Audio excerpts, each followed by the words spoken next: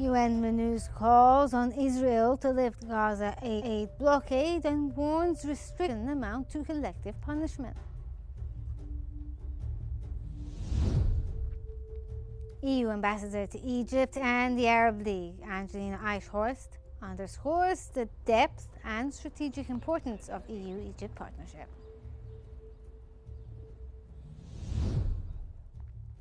Sources confirm U.S. National Security Advisor Mike Waltz and his deputy Alex Wong will leave their posts.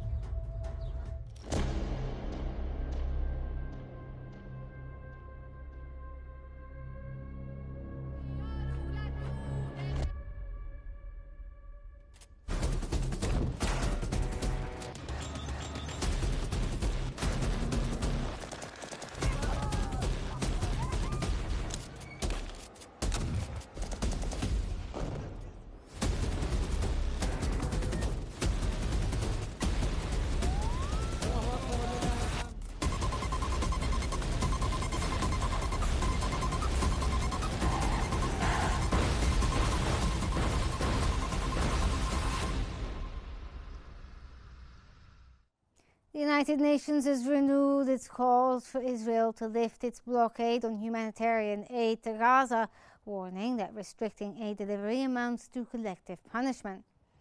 UN humanitarian chief Tom Fletcher said blocking aid deprives civilians of food, medicine and dignity, and stressed that humanitarian work must remain neutral and focused on saving lives.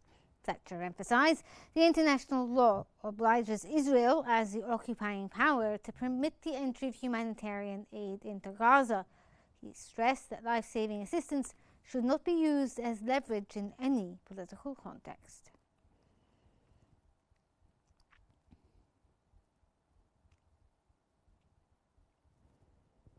The UN Office for the Coordination of Humanitarian Affairs has reported an 80% increase in the number of malnourished children treated in Gaza in April, citing Israel's blockade and border closures. In a statement, OCHA disclosed that 92% of infants aged 6 months to 2 years, along with their mothers,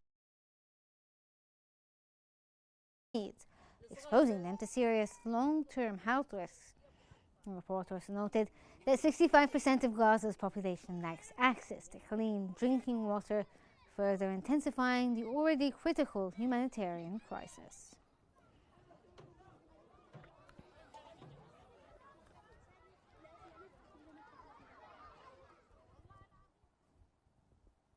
The United Nations Relief and Works Agency for Palestine refugees in the Near East, UNRWA, has announced that 6 of its schools in East Jerusalem are facing imminent closure due to Israeli orders. Israeli officials entered the schools on April 8th and issued closure orders effective May 8th. The affected schools are located in the Shuafat refugee camp and other East Jerusalem neighborhoods. UNRWA has condemned the move, stating that this violates international law and undermines the right to education for Palestinian children. This development follows recent Israeli legislation banning UNRWA operations in East Jerusalem, which has been met with international criticism.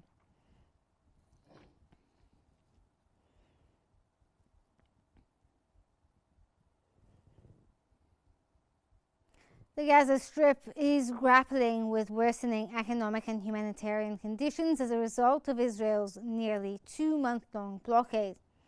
According to the enclave's government media office, unemployment in Gaza has surged beyond 50%, placing it amongst the highest rates globally. Officials said the destruction of factories, industrial zones, and public service facilities during repeated Israeli offensives has left thousands of Palestinian workers without a stable income. The statement warned that the humanitarian crisis in the territory is deepening by the day, with no viable path to economic recovery under the current conditions.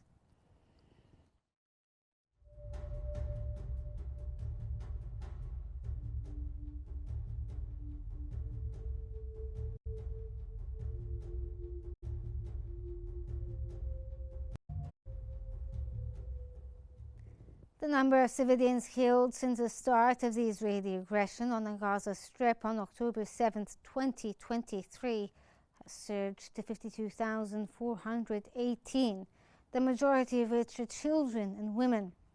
At least 118,091 others have been injured. According to medical sources, the toll includes 2,326 civilians who were killed and 6,050 others who were injured since March 18th alone. Over the past 24 hours, Gaza's hospitals have received the bodies of 18 individuals along with 77 others who were injured.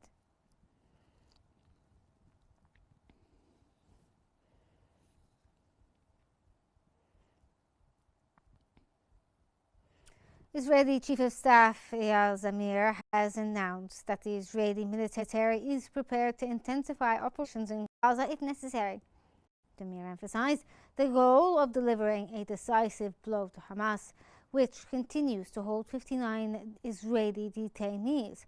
He acknowledged the challenge ahead, including the safe return of detainees and restoring security for Israeli communities.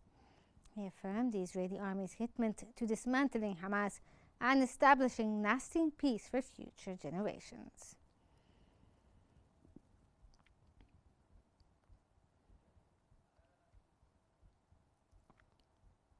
The International Court of Justice in The Hague is conducting public hearings to assess Israel's obligations as an occupying power in the Palestinian territories.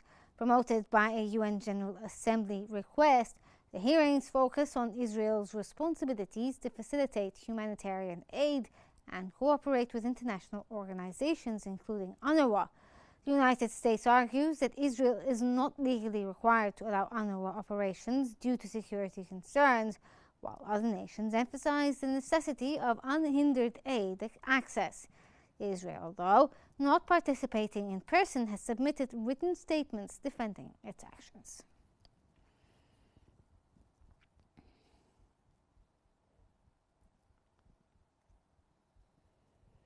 The Israeli occupation military carried out 2 airstrikes on vehicles in Meis al-Jabal, southern Lebanon, killing 2 people and injuring several others. The first strike killed a Lebanese national and injured 2 Syrians, according to Lebanon's health ministry. Israeli media reported a Hezbollah member was also among the dead. A second strike in the same area resulted in another fatality and injury. Despite a ceasefire in place since November 27th, Israel has continued airstrikes and Lebanese authorities citing over 2,700 violations.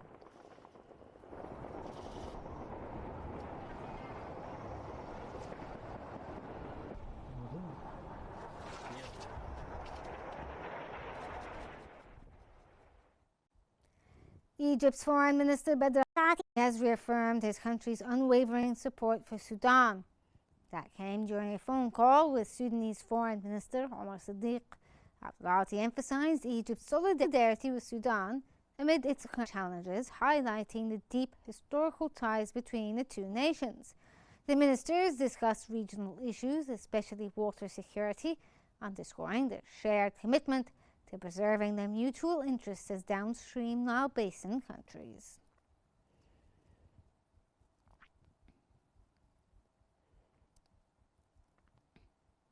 The United States has intensified its military campaign against Yemen's Houthis, launching 3 airstrikes on Thursday, targeting the Kitaf district in Saada province.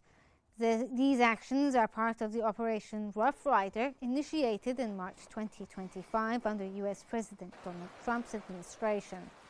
Earlier, the Houthis had targeted U.S. naval assets in Israeli territories, including the USS Carl Vinson and cities like Jaffa and Ascalon.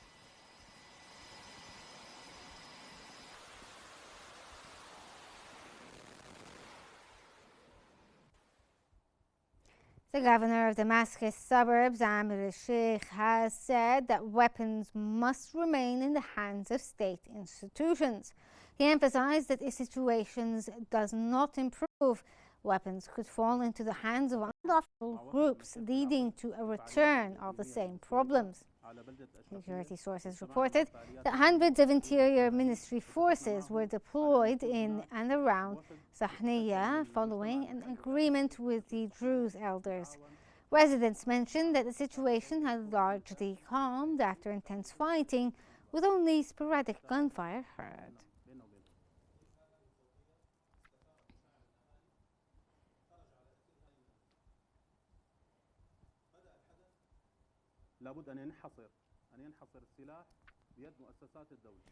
Chinese Foreign Minister Wang Yi has reaffirmed China's appreciation for Iran's commitment to not developing nuclear weapons and its cooperation with the International Atomic Energy Agency.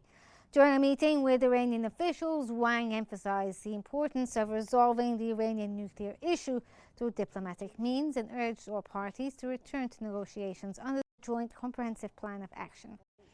China continues to support Iran's right to peaceful nuclear energy and advocates for enhanced dialogue and cooperation with the IAEA. 非歧视的贸易投资，我们要始终坚持开放包容、互利共赢的合作理念，反对任何形式的单边主义、贸易保护主义。认为滥施关税将严重损害各国的正常经贸往来。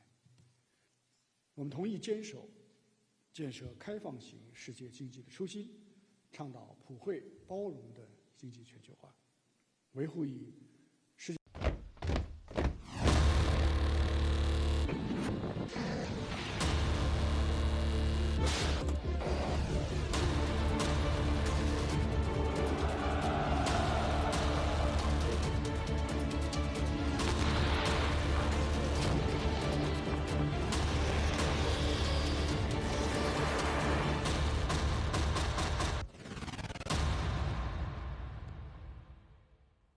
Moving on to Ukraine and the U.S., we've signed a deal backed by President Donald Trump granting the U.S. preferential access to Ukrainian mineral resources and funding for Ukraine's reconstruction. U.S. Treasury Secretary Scott Bessent and Ukrainian First Deputy Prime Minister Yulia Serendenko were shown signing the agreement in photos posted by Serendenko's Facebook page. Serendenko also wrote on X that the accord provides Washington to contribute to the fund. The two countries signed the accord in Washington after months of sometimes fraught negotiations, with uncertainty persisting until the last moment with a word of the 11th hour snag.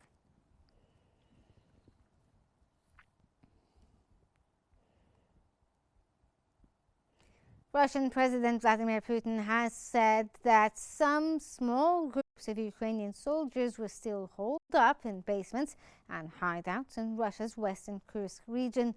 Speaking in Moscow, he mentioned that radio intercepts indicating the remaining Ukrainians were requesting urgent evacuation. Earlier this week, Putin called top commanders in Kursk to congratulate them on the victory and end their operations to expel Ukrainian forces following a Ukrainian border assault last August. Ukraine has stated that some of its forces are still in Kursk and nearby Belgorod.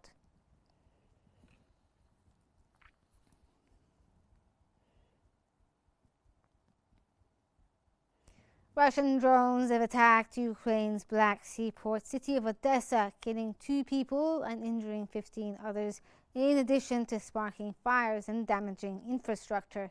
Ukraine's state-owned railway, Ukradnezhynskaya, said that overnight attack also damaged its tracks, the contact network, and 3 freight cars. Ukraine's Air Force said that Russia launched 5 ballistic missiles and 170 drones during the overnight attack. It added that the Air Force shot down 74 drones, while another 68 drones did not reach their targets, likely due to electronic warfare countermeasures.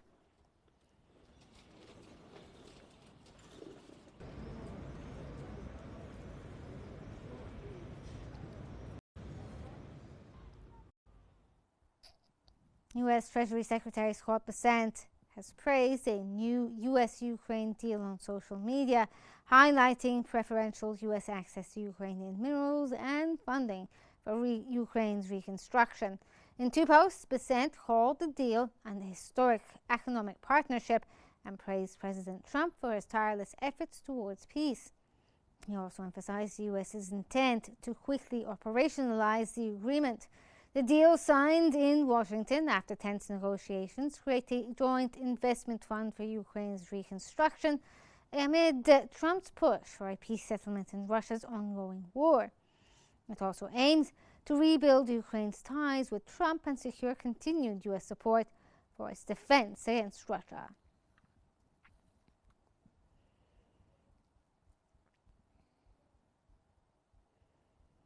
Ukraine's Foreign Minister Andrei Sybiha has said a minerals deal signed with the United States marks an important milestone in Ukraine-US strategic partnership aimed at strengthening Ukraine's economy and security. The deal establishes a joint investment fund for Ukraine's reconstruction as US President Donald Trump tries to secure a peace settlement in the three-year-old war. The United States will have preferential access to new Ukrainian minerals deals and fund investments in Ukraine's reconstruction.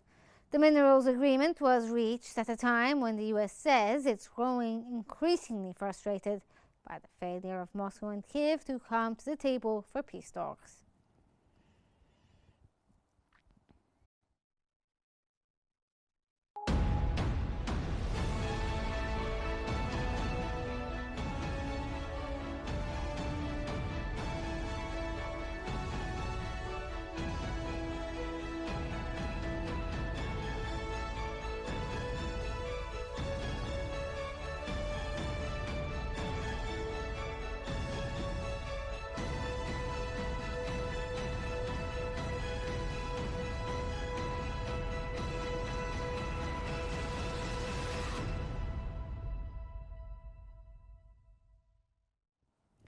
In an exclusive interview with Qnews, EU Ambassador to Egypt and the Arab League, Angelina Eithorst, underscored the depth and strategic importance of the EU-Egypt partnership. She described the relationship as vast and huge, especially highlighting Egypt's key role as a regional energy hub. Eithorst praised Egypt's reliability, consistency, and cultural ties with the EU, calling the cooperation a full package of strategic partnership. She also commended Cairo's efforts in resolving regional conflicts and facilitating the release of detainees, stressing the value of continued cooperation in addressing global challenges.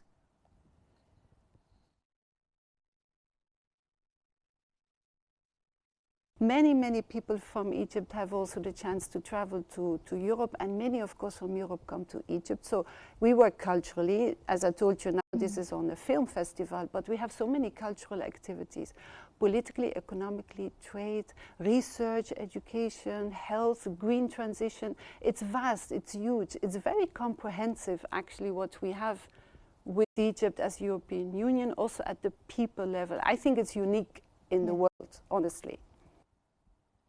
On May 9, 2025, Europe commemorates Europe Day, marking the 75th anniversary of the Schuman Declaration, which is a pivotal moment that laid the foundation for the European Union.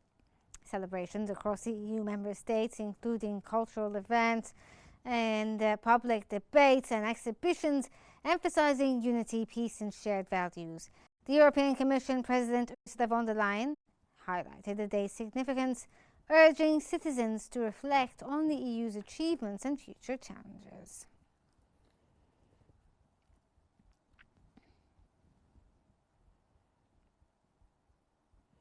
Cyprus is marking 21 years since joining the European Union, with President Nikos Christodoulos describing the accession as the country's most significant political and diplomatic achievement.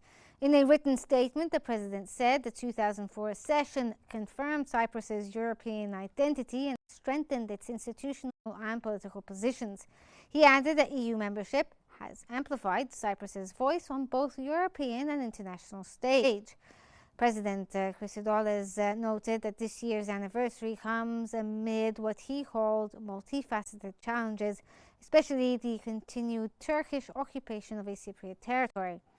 He reaffirmed that EU membership remains Cyprus's strongest tool in efforts to resolve Cyprus' issue, stressing it's not just a national concern, but a European one. The president concluded by reaffirming Cyprus's commitment to the EU's values and future.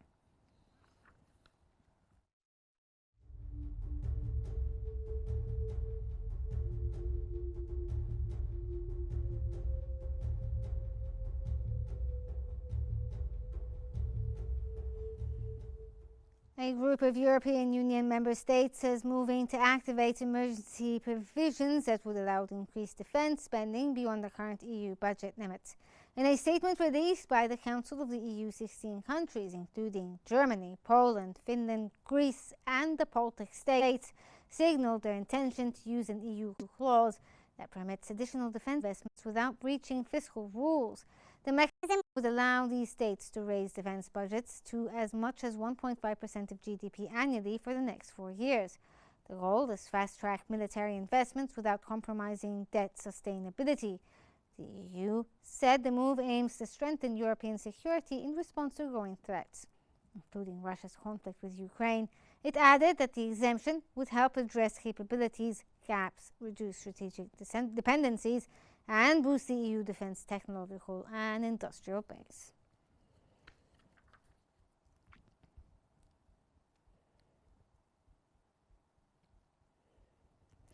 Sources confirmed U.S. President Donald Trump's National Security Advisor Mike Waltz and his deputy Alex Wong are set to leave their posts. This marks the first major reshuffle in Trump's inner circle since he assumed office in January. Waltz, a former Republican lawmaker from Florida, faced internal criticism after being involved in a March scandal tied to a signal chat among senior national security officials. The replacement for Waltz has yet to be confirmed, but U.S. Special Envoy Steve Witkoff, who has worked on Russia-Ukraine diplomacy and Middle Eastern affairs, is one of the potential candidates, according to sources.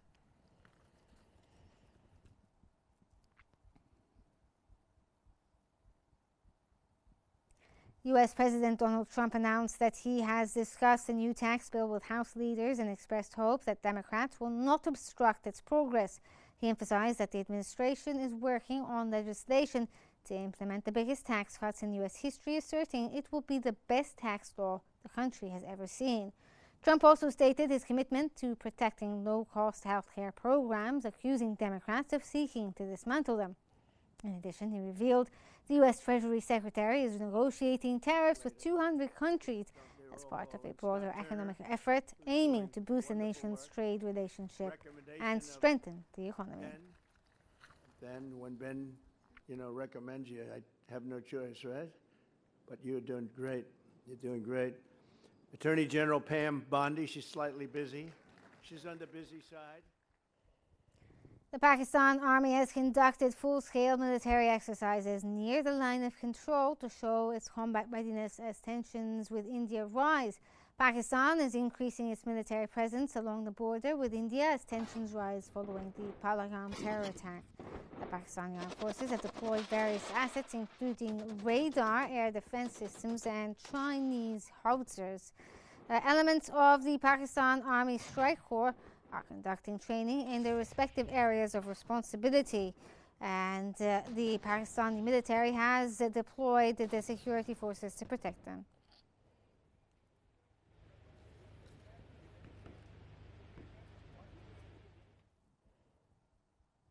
The world's oldest person, Brazilian nun Ina Canabero Duques, has died at the age of 116. In January, Duques was recognized by Long V. Quest as the world's oldest living person.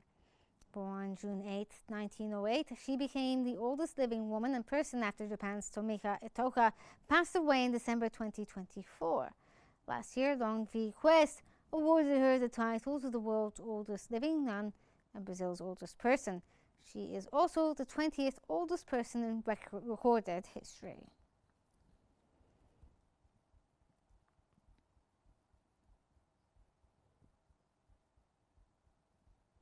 South Korea's Finance Minister Chow Sang-mok has handed in his resignation, and it was accepted as the country's parliament was voting on his impeachment. Choi was set to assume the acting presidency, with acting President Han Duck-soo scheduled to formally resign, in what many saw as a move to launch a presidential bid before a snap election next month. Choi announced his resignation, citing the severe economic challenges facing the country and the world as a reason he could no longer carry out his responsibilities. His departure followed the submission of impeachment motion by opposition lawmakers after the Supreme Court overturned a previous ruling and had acquitted the presidential candidate Lee Jae-myung of violating election law.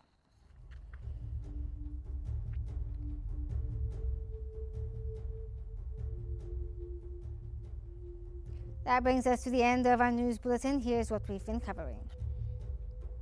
UN News calls on Israel to lift Gaza aid blockade and warns restrictions amount to collective punishment.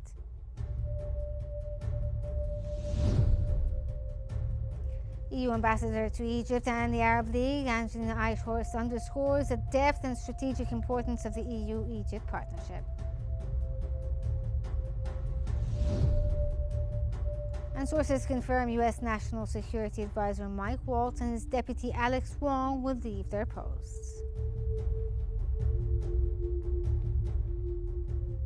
This concludes our news bulletin and our transmission for the day. Don't forget to follow Qnews on YouTube, Facebook, X, Instagram, and TikTok at QNewsEG. Thank you for watching.